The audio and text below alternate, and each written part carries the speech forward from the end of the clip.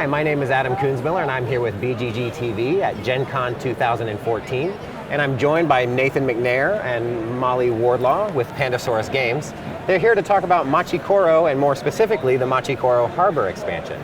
So Nathan, why don't you tell me what we have here? Yep, so what you're looking at right now is the game setup for Machi Koro, the Harbor expansion for one player. And if you're not familiar with Machi Koro, kind of the base mechanic and a quick walkthrough is you start with these two cards, a wheat field and a bakery, and on your turn, you roll a die. And you're going to look at the top of the card, and the card is going to activate if you roll that. So I'm going to cheat this and pretend I rolled a 1. So if I roll a 1, this activates the wheat field, and I get 1 coin from the bank on anyone's turn. Which means and if there were other players, they would also activate at that time. Exactly. Too. So if somebody had a card that you got on anyone's turn, they would also activate. So blue cards are anyone's turn, green cards are your turn only. Red cards are kind of an attack card. The person who rolled that die has to pay you.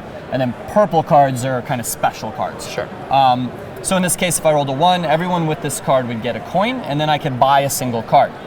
Now, if you look up here, if you played Machi Koro, this is a little different. In Machi Koro, you have the same set of cards always available to purchase to start the game. It's all the cards in the game. What the Harbor expansion does is create a draw deck of cards, and at the beginning of the game, you're going to lay out 10 unique cards. You're going to keep drawing until 10 different cards are available to purchase. So you're going to have to adapt your strategy every time you play the game because you never know what's going to be available. So in this case, say I take 2 of my coins, or 1 of my coins here, and I buy a pizza joint, which is one of our new cards. And now I'm going to get 1 coin from the player who rolled a 7 for the rest of the game. Mm-hmm. So the other thing the game does, and the way you win the game, is by building your landmarks down here. And the landmarks are cards that you buy the same way. So again, you roll, you collect income, and then you buy a single card. You can choose to construct one of your landmarks, and they let you do different things. So the train station, once you've constructed it, you get to roll 2 dice instead of just 1. So you start the game rolling 1 die, and then you have the option of rolling 2. The radio tower, you can re-roll your dice once a turn if you choose to. This game adds a few new cards. One of them is City Hall. City Hall is always pre-built for you, and if you don't have any coins right after you've rolled the dice, you get a coin for free. So it's kind of a way to speed the game up, make sure that you always have a little bit of money in your pocket. Help those people that have had some unfortunate die rolls. Yeah, exactly. Things Vegas doesn't do for you. That's right. And then the Harbor. Bankruptcy. The Harbor is the namesake of the game and probably the biggest change to the game. Once you've built the Harbor, you can see it's pretty cheap at 2 coins. You can, on your turn, add 2 to the die roll. So that's going to open up a lot of strategy. So say I rolled a 5, let's say I have the forest here. And I roll a 2, and the 2 doesn't do me any good. I could, or I rolled a 3, I could choose to add 2 to it, make it a 5, and then activate.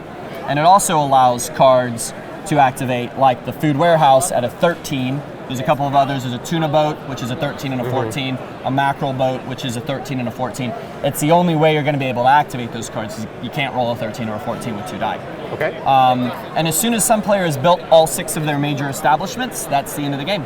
All right, and does the expansion affect the playtime at all? Not really. It stays about the same. Really, the only difference is the variable setup, Extra player. And you add an extra player to the game. So if you have the extra player, it'll allow a little bit of time. Sure. Generally speaking, you're still looking at a 30 to 45 minute game. It just goes from supporting 4 to supporting 5 players, and then it switches it up. So if you played a lot of Machi Koro, you started to develop strategies that you're leaning on a lot. It's like, okay, I'm going to buy this mix of cards. This is going to kind of take that and throw it out the window. All that's gone. Everything up. Yeah, great. And when will players be able to get their hands on the base game and the expansion? Base game is a few weeks out. It's shipping now. So it's on a boat.